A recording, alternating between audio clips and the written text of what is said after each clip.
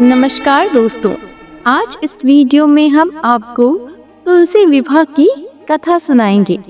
एक बार शिव ने अपने तेज को समुद्र में फेंक दिया था। उससे एक महातेजस्वी बालक ने जन्म लिया। यह बालक आगे चलकर जालंधर के नाम से पराक्रमी दैत्य राजा बना। इसकी राजधानी का नाम जालंधर नगरी था। दैत्यराज कालनेमी की कन्या वृंदा का विवाह जालंधर से हुआ। जालंधर महाराक्षस था। अपनी सत्ता के मद में चूर उसने माता लक्ष्मी को पाने की कामना से युद्ध किया, परंतु समुद्र से ही उत्पन्न होने के कारण माता लक्ष्मी ने उसे अपने भाई के रूप में स्वीकार किया।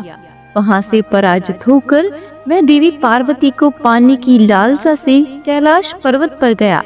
भगवान देवादिदेव शिव का ही रूप धरकर माता पार्वती के समीप गया, परंतु मां ने अपने योग बल से उसे तुरंत पहचान लिया तथा वहां से अंतर्ध्यान हो गई। देवी पार्वती ने क्रुद्ध होकर सारा वृत्तांत भगवान विष्णु को सुनाया। जालंधर की पत्नी वृंदा अत्यंत पतिव्रता स्त्री थी। उसी के पतिव्रत धर्म की शक्ति से जालंधर ना तो मारा जाता था और ना ही पराजित होता था। इसलिए जालंधर का नाश करने के लिए वृंदा के पतिव्रत धर्म को भंग करना बहुत आवश्यक था।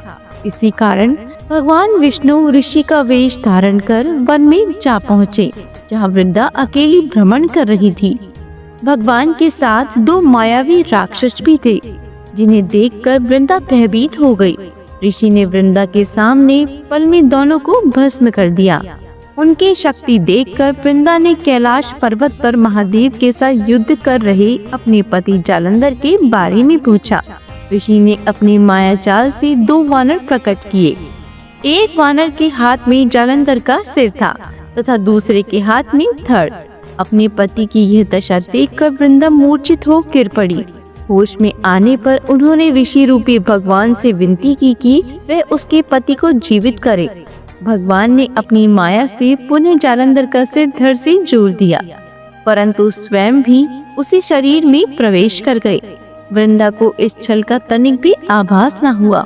जालंधर बने भगवान के साथ वृंदा पतिव्रता का व्यवहार करने लगी, जिससे उसका सत्यत्व भंग हो गया।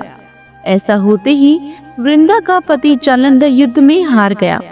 इस सारी लीला का जब वृंदा को पता चला तो उसने क्रुद्ध होकर भगवान विष्णु को हृदयहीन शिला होने का श्राप दे दिया। अपने भक्त के श्राप को भगवान विष्णु ने स्वीकार किया और शालिग्राम पत्थर बन गए। सृष्टि के पालनकर्ता के पत्थर बन जाने से ब्रह्मांड में असंतुलन की स्थिति हो गई। यह देखकर सभी देवी देवताओं ने वृंदा से प्रार्थना की कि वे भगवान विष्णु को श्राप मुक्त कर दे। वृंदा ने भगवान विष्णु को श्राप मुक्त कर स्वयं आत्मदाह कर लिया। जहाँ वृंदा भस्म हुई वहाँ तुलसी का पौधा उगा। भगवान विष्णु ने वृंदा से कहा, हे वृंदा, तुम अपने सतीत्व के कारण मुझे लक्ष्मी से भी अधिक प्रिय हो गई हो। अब तुम तुलसी के रूप में सदा मेरे साथ रहोगी।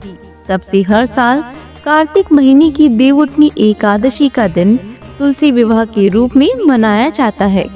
जो मनुष्य मेरे शालिग्राम रूप के साथ तुलसी का विवाह करेगा, उसे इस लोक और परलोक में विपुल यश प्राप्त होगा।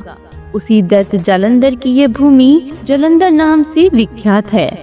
सती वृंदा का मंदिर मोहल्ला कोट किशनगढ़ में स्थित है। कहते हैं कि इस स्थान पर एक प्राचीन गुफा भी थी, जो सीधी हरिद्वार तक जाती थी। सच्चे मन से 40 दिन तक सती वृंदा देवी के मंदिर में पूजा करने से सभी मनोरथ पूर्ण हो जाते हैं। जिस घर में तुलसी होती है, वहाँ यम के दूत भी असमय नहीं जा सकते। मृत्यु के समय जिसके प्राण मंजरी रहित तुलसी और गंगा जल मुख में रखकर निकल जाते हैं, वह पापों से मुक्त होकर बैकुंठ धाम को प्राप्त होता है। जो मनुष्य तुलसी व आंवले की छाया में अपने पितरों का श्राद्ध करता है, उसके पितृ मोक्ष को प्राप्त हो जाते हैं। बोलो तुलसी माता की जय हो। भगवान विष्णु की शालिग्राम रूप की जय हो। आशा करते हैं कि आपको यह कहानी पसंद आई होगी। इसी तरह की और भी वीडियोस को देखने के लिए हमारे चैनल को लाइक, शेयर एंड सब्सक्राइब जरूर करें। धन्यवाद।